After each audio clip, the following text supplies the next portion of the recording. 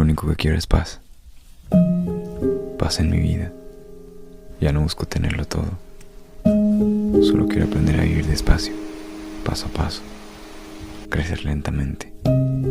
Quiero entender cada día un poco más mi paso fugaz por este mundo y disfrutar de las pequeñas maravillas de la vida, como sentir el calor del sol en mi cara, sentir el murmullo del viento o el pasto entre mis dedos.